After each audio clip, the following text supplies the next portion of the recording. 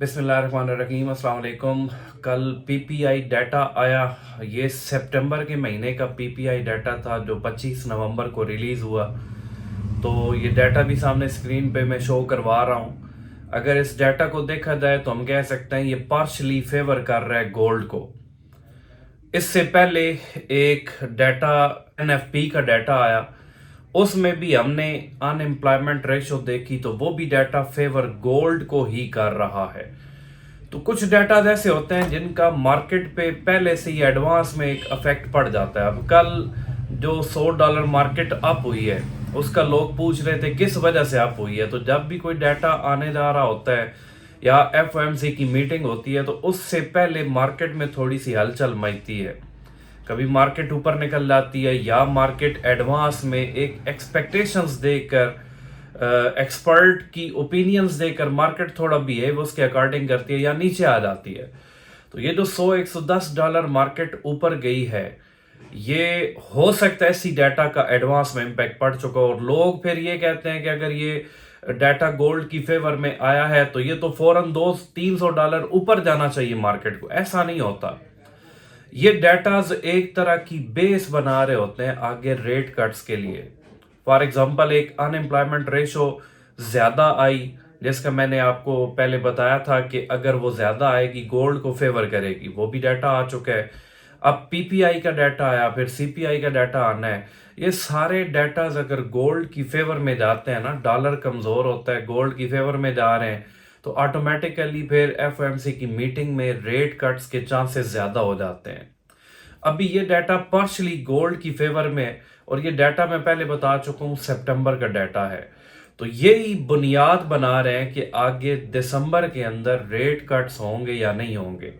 तो एक एडवांस में हमें एक आइडिया हो रहा है कि दिसंबर में रेट कट्स की तरफ उन्हें जाना पड़ेगा, क्योंकि डाटास जो हैं ये सारे एक तरह से नेगेटिव किस्म के डाटाज आ रहे हैं। गोल्ड के लिए तो पॉजिटिव है लेकिन डॉलर के लिए नेगेटिव है। अब पीपीआई डाटा है क्या? प्रोड्यूसर प्राइस इंडेक्स के प्रोडक्शन लेवल पे चीजें जहां पर बनती हैं वहां पर कॉस्ट क्या आ रही है। अगर वहां पर चीजें महंगी प्रोड्यूस हो रही हैं तो ऑटोमेटिकली सीपीआई डाटा भी इसी के अकॉर्डिंग ही आएगा। वो कंज्यूमर प्राइस इंडेक्स होता है। तो अगर प्रोडक्शन लेवल पे चीजें महंगी बन रही हैं, कंज्यूमर को भी वो चीजें महंगी मिलेंगी। तो ये एक इशारा करती है कि इन्फ्लेशन बढ़ने के चांसेस हैं।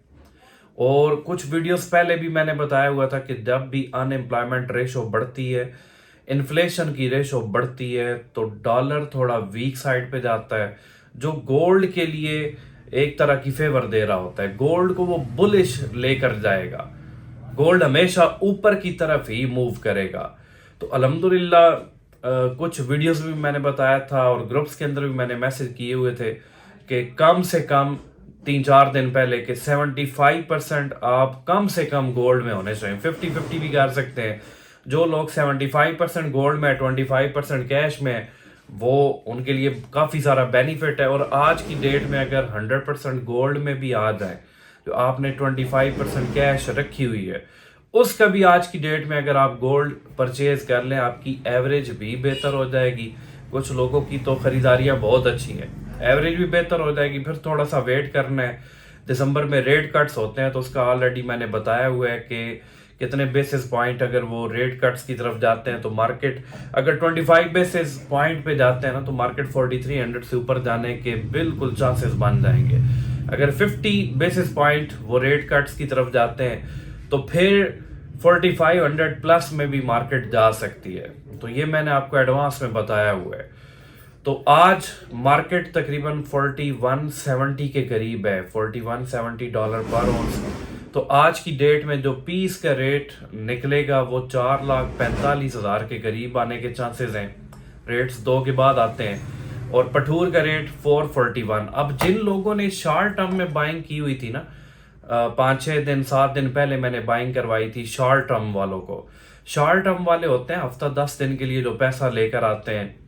उन्होंने जो बाइंग की हुई थी वो मैं बार बार कहता हूं कि लंबे चक्रों में ना पड़ा करें। वो आज की डेट में अगर रेट उन्हें पठूर का 440-42 भी मिलता है तो सेल भी कर सकते हैं, क्योंकि वो थोड़े से नफे के लिए आए हुए होते हैं।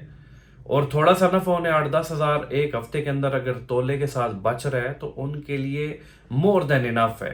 ठीक है, अपना प्रॉफिट उठाएं, मार्केट से एग्जिट हो जाएं, क्योंकि वो शॉर्ट टर्म वाले हैं।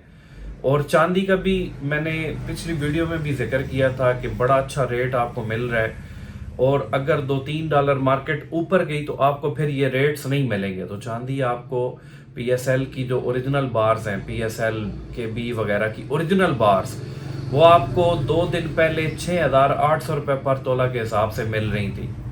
लेकिन जब रेट्स कम होते हैं ना तो आप खरीदारी की तरफ जाते नहीं, आप डर रहे होते हैं। और मैं बार बार कहता हूँ कि खरीदारी का बेहतरीन टाइम होता है जब हर बंदा खौफ में होता है ना कि रेट कहीं नीचे ना चला जाए, उस टाइम खरीदारी का गोल्डन टाइम होता है। तो 6,800 पर तोला थी। अभी PSL बार जो ओरिजिनल है वो 7,400 का रेट आज का निकला हुआ है। ठीक है, तो $2-3 ऊपर जाने से 500-600 रुपये फी तोला में इजाफा हो गया है। तो जब सिग्नल दे दिया जाता है ना कि यार आप खरीदारी कर लें, तो फिर वीडियोस के नीचे भी आप कमेंट में पूछ रहे होते हैं।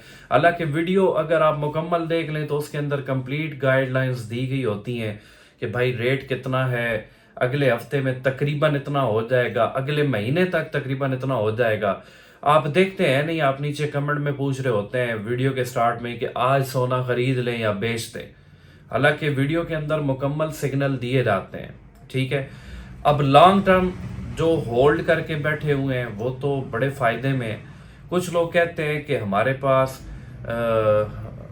10 मिलियन रुपीस है, 1 करोड़ रुपए है, तो हम उसका क्या करें। तो सिंपल सा एक प्लान बनाया करें। थोड़ी सी चांदी ले लें, 20 लाख की चांदी ले लें, 40 लाख का सोना लेकर लंबे टाइम के लिए रख दें, चांदी को भी लंबे टाइम के लिए रख दें। 40 लाख का सोना सेल परचेज करते रहें। जब सिग्नल मिलते हैं कि अब अभी बेच दें आप, ठीक है, तो चांसेस होते हैं कि मार्केट हो सकता है डाउन साइड मूव करे। अगर मार्केट डाउन साइड मूव करती है, हायर रेट पे आपने बेचा है, नीचे से फिर आप खरीदारी कर सकते हैं।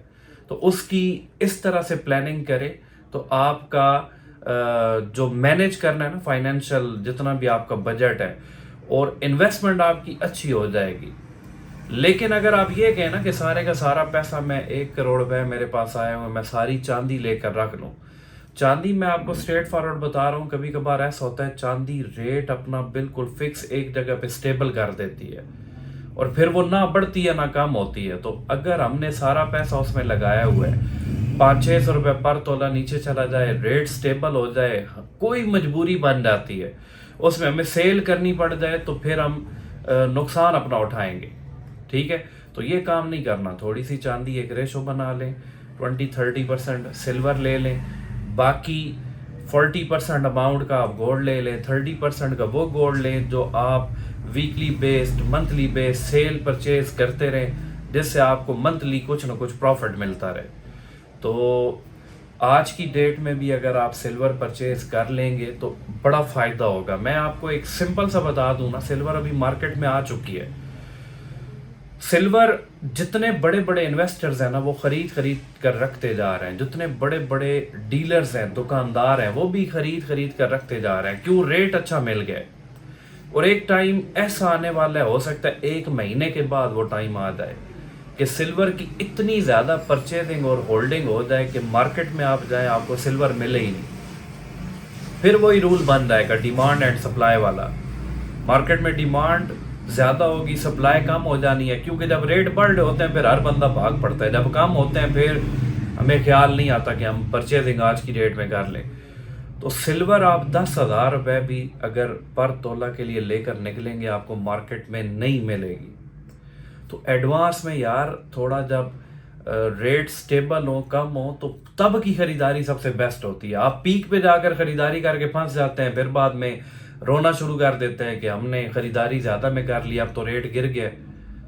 अब जिन लोगों ने खरीदारियां शुरू में कर ली थी, उनके पास पैसा भी पड़ा हुआ था, उन्हें पता भी था इसने ऊपर जाना है, लेकिन डर के वो खरीद नहीं सके। और जिन्होंने खरीद ली वो बड़े बेनिफिट में।